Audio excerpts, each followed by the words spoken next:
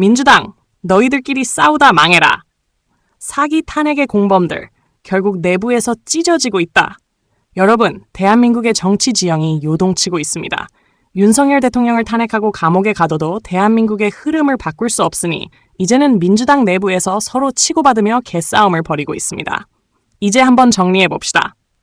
민주당 내전, 친문 vs 친명, 개싸움 시작.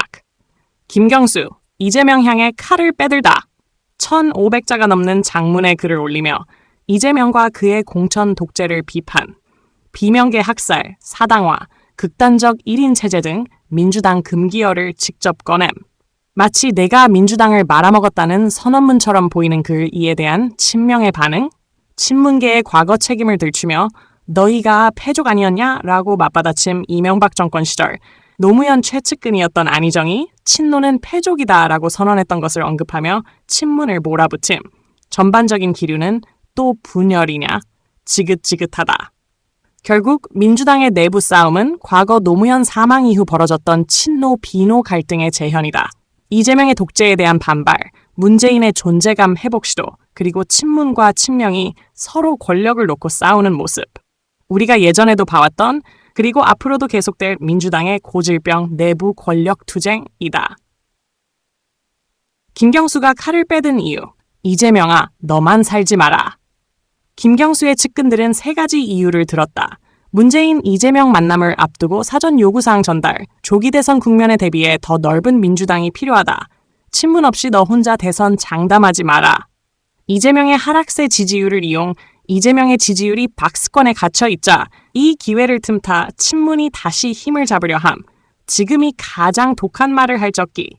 이재명을 흔들려면 지금이 기회다.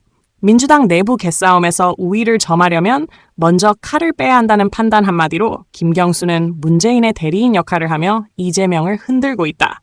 문재인은 말할 수 없으니 김경수가 대신 나서서 총대를 맨 것이다. 민주당, 결국 공천권 싸움. 민주당이 원하는 것은 단 하나. 바로 권력과 공천권이다. 40첩 총선 공천권을 장악하면서 민주당의 절대 권력자가 됨. 친문 이재명 네가 다 가져가? 우리도 집은 내놔. 김경수가 문재인을 대변해서 민주당의 통합과 포용이 필요하다고 하는데 이 말을 쉽게 풀면 공천권 나눠 먹자 내는 것이다. 이재명이 공천권을 독점했던 총선 국면에선 이재명이 갑이었지만 이제 대선 국면이 다가오면 문재인과 친문이 갑이 된다.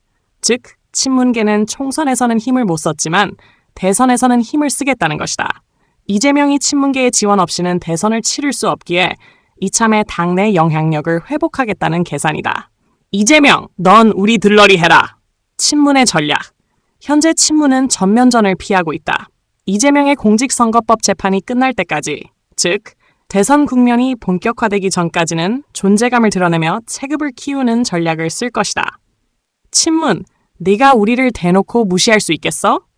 친명, 우리가 다 해먹을 건데 왜 끼어드냐? 하지만 중요한 건 민주당은 결국 싸울 수밖에 없는 운명이라는 것이다. 이재명은 절대 공천권을 뺏기지 않으려 할 것이고 친문은 절대 공천권을 포기하지 않으려 할 것이다. 이제 민주당이 분열하는 것은 시간 문제다.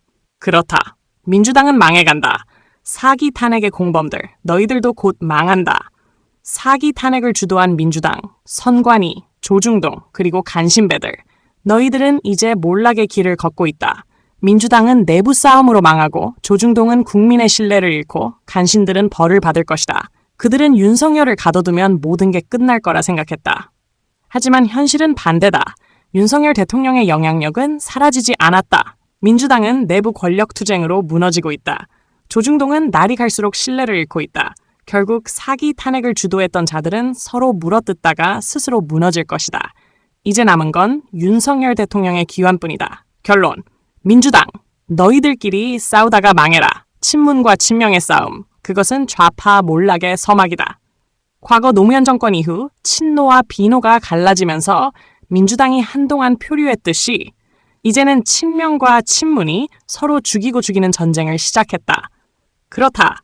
민주당이 망하는 가장 좋은 방법은 그들 스스로 분열하는 것이다. 이제 국민들은 조용히 구경하면 된다. 좌파들이 어떻게 자멸하는지, 어떻게 서로를 죽이는지. 대한민국 국민 여러분, 좌파들이 서로 싸우며 몰락하는 광경을 지켜봅시다. 이 모든 것은 하늘이 내리는 심판이다. 윤석열 대통령은 돌아올 것이다. 그리고 그때 이재명도, 문재인도, 조중동도, 간신배들도 모두 역사의 심판을 받게 될 것이다.